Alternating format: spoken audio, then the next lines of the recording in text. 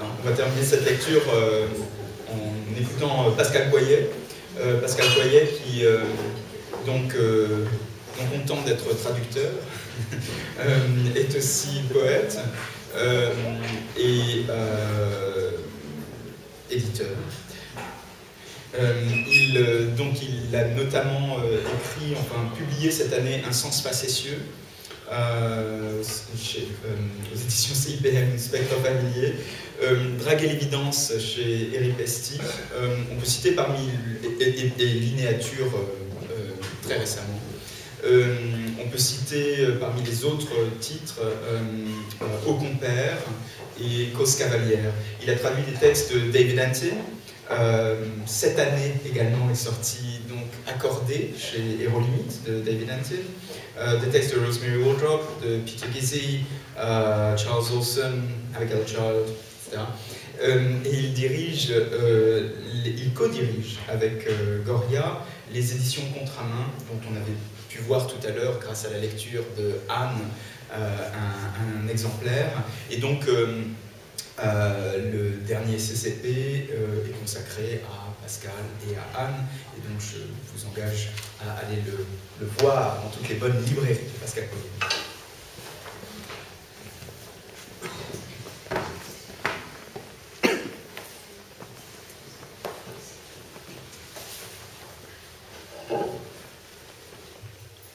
Je dis table, et la table existe. Elle existe de droit. Pour défaire l'existence de ce référent, il faut un supplément, il faut que je dise pas de table, non table. C'est Roland Barthes qui parle.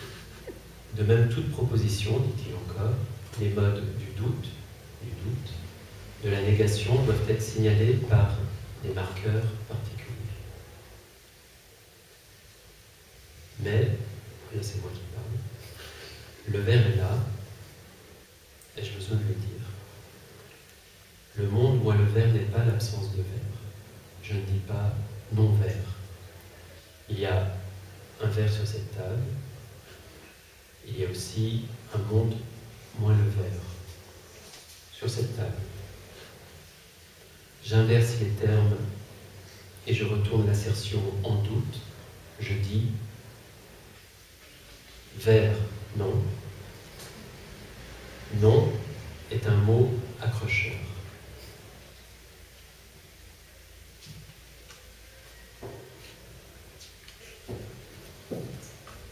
Un cercle représente l'étendue. L'étendue est la totalité du sens. L'ensemble de ce que le mot signifie, on peut en venir à signifier à un moment ou à un autre, s'appelle étendue.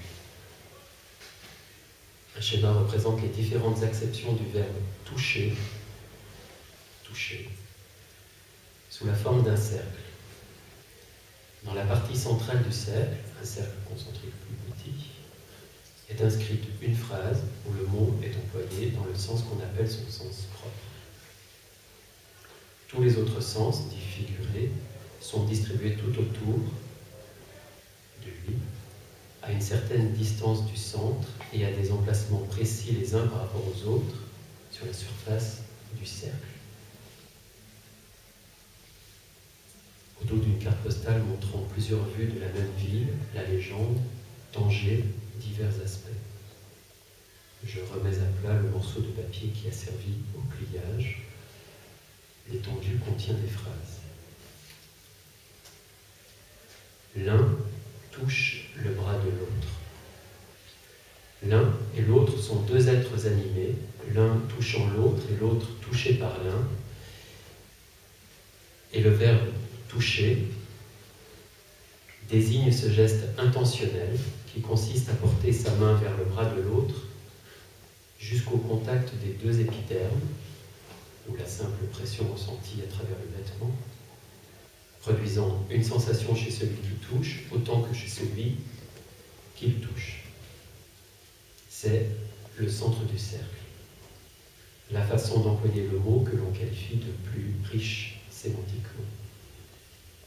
De se caresser à son poignet, c'est toujours toucher, au plein sens du terme.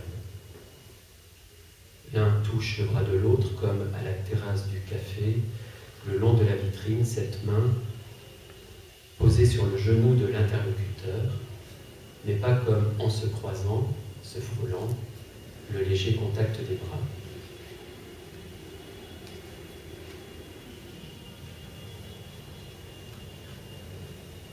L'altérité à laquelle est confronté le flâneur ou le passant, dit Isaac Joseph, est rarement celle d'un autrui, c'est plutôt l'altérité distraite, seen but unnoticed, d'un chacun.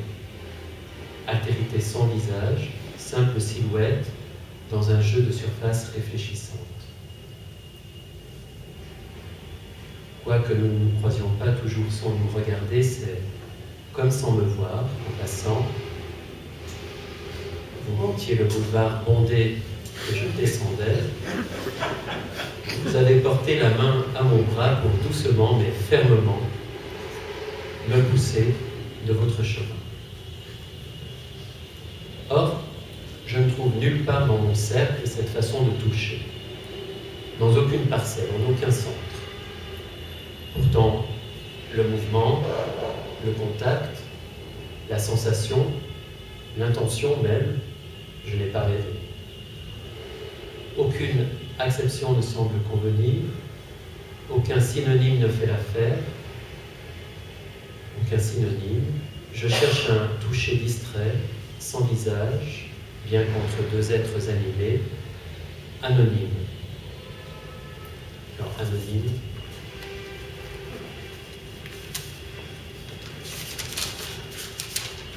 Anonyme.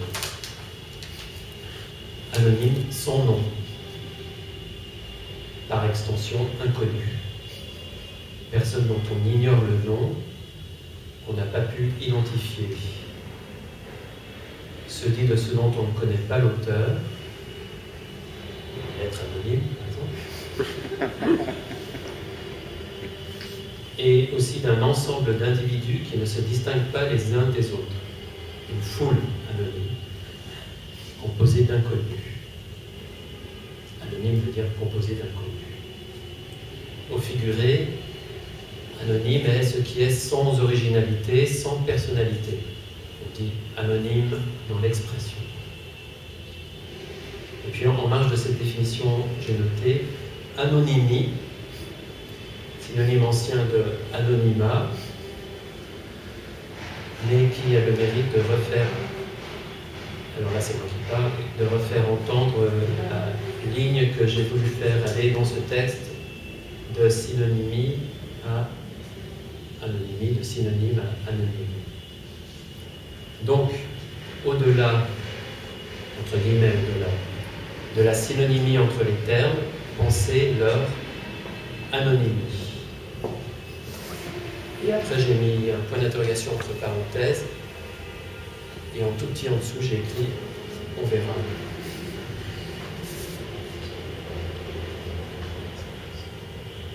Quel que soit l'endroit d'où je regarde, de quel sens prégnant, quel que soit l'ordre dans lequel je revois les événements que je donne à ces mouvements, intentions, contacts et sensations, toucher veut dire toucher.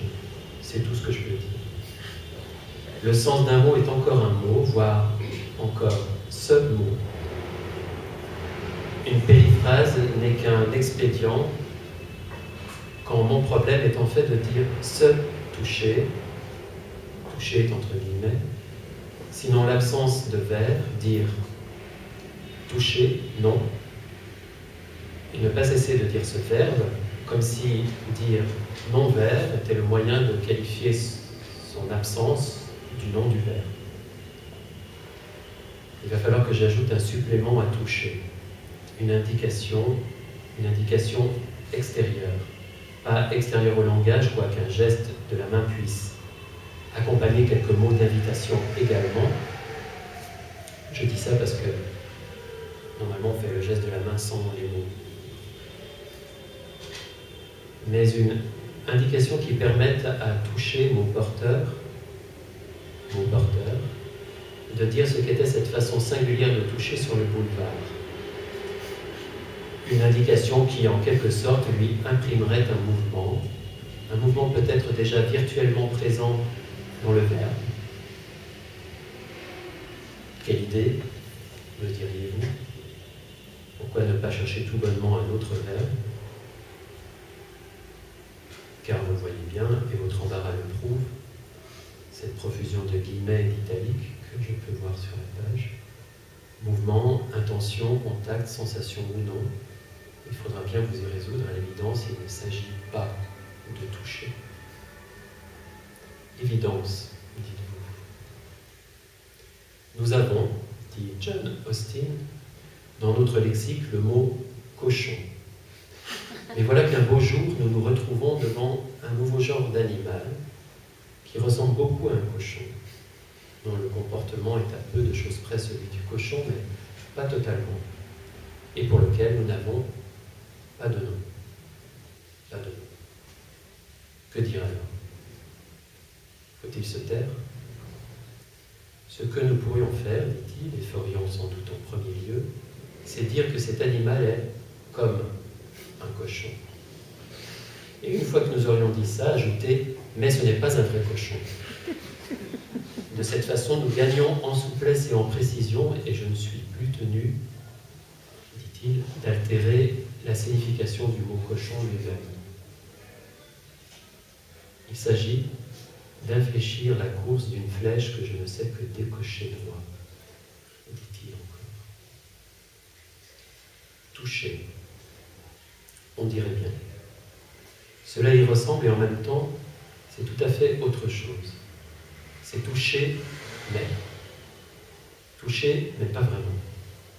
Ou plutôt, ce n'est peut-être pas tout à fait ce qu'on appelle toucher, mais quand même. C'est comme toucher, c'est un peu toucher, mais c'est toucher quand même. Qu'est-ce que je peux dire d'autre?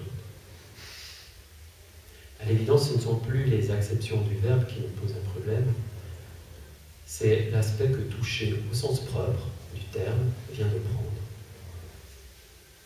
Ceux qui, à la tombée de la nuit, montent et descendent le boulevard et envahissent la Caesarea, qui est une galerie marchande à Tanger, ne se touchent pas.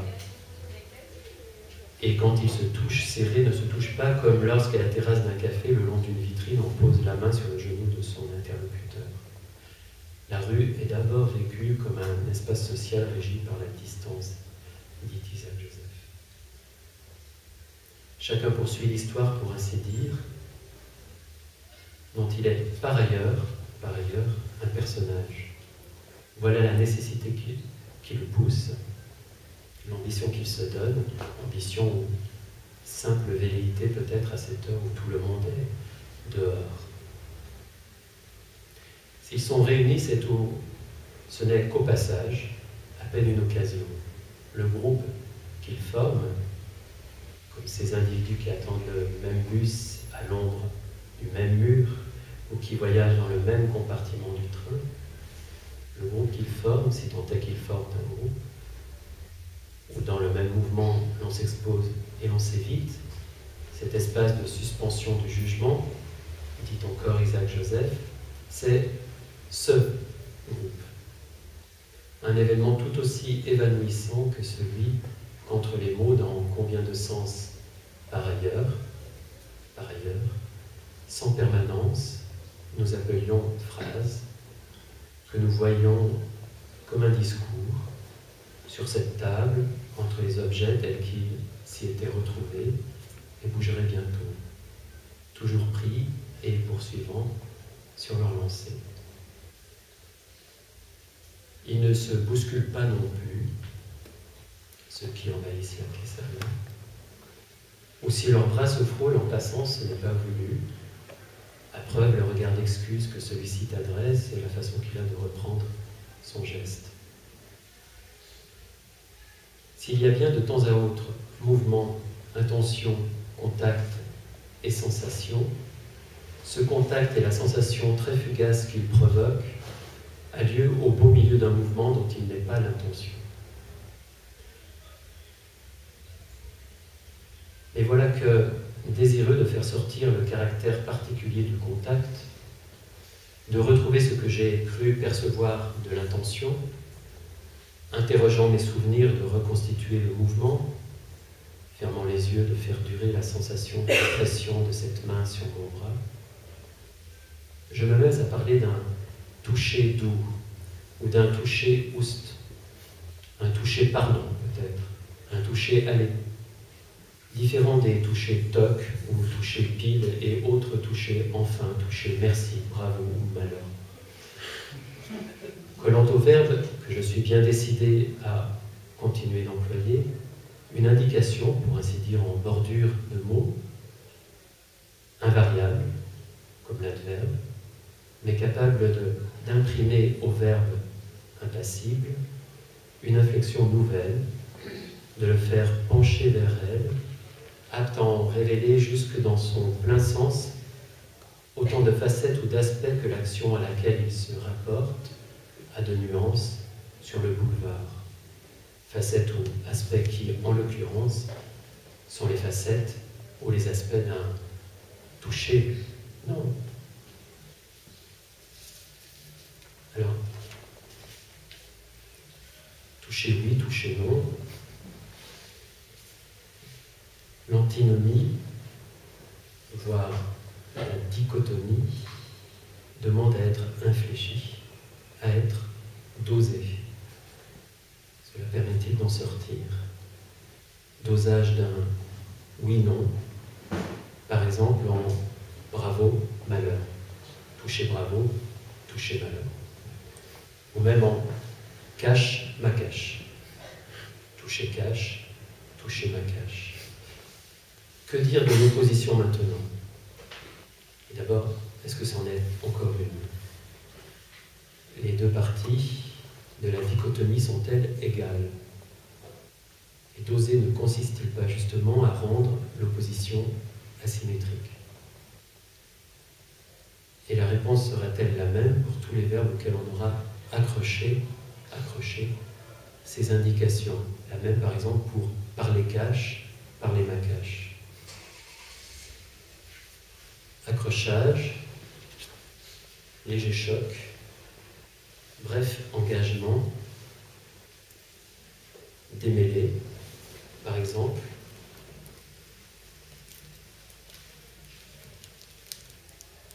Portant léger sur le moindre tien, mais il n'y a qu'à se baisser facile, que moyen d'échouer il n'y a, que moyen d'échouer bon voué aux objets comme toucher au but, et qui sait comment et même si, possible mais pas évident cela, qui sait, tournera, comment, portant léger, qui sait comment, portant sur le premier venu sans crier gare, à bas, que sais-je, toucher sûr, mais toucher bonjour, une chose du doigt, quelle ambition, n'en poserait-on, à en juger d'ici, jamais qu'une face.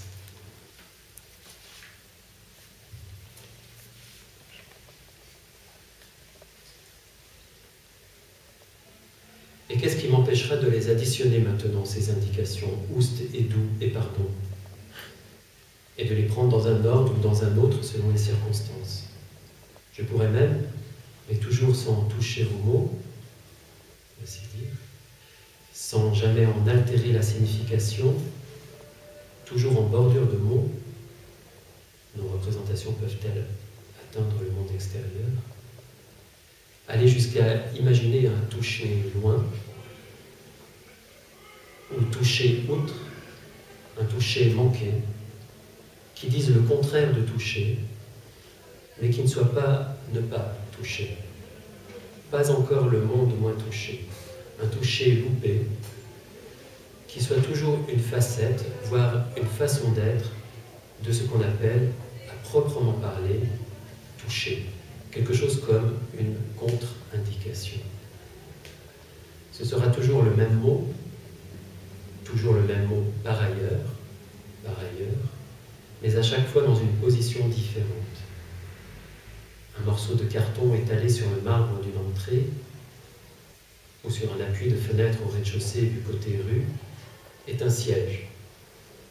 Et si les mots qu'on qualifie de vides n'existent qu'en changeant de position, les mots pleins, eux, n'existent qu'en changeant de sens. Dans cette représentation des choses, un mot n'est pas plein, il est à pourvoir. Un changement de sens est un changement de position dans un sens facétieux.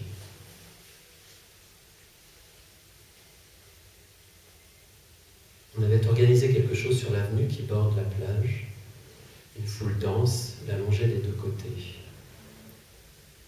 Un immeuble dont la construction avait été interrompue, semblait-il, provisoirement et depuis longtemps, servait de gradin pour quelques-uns.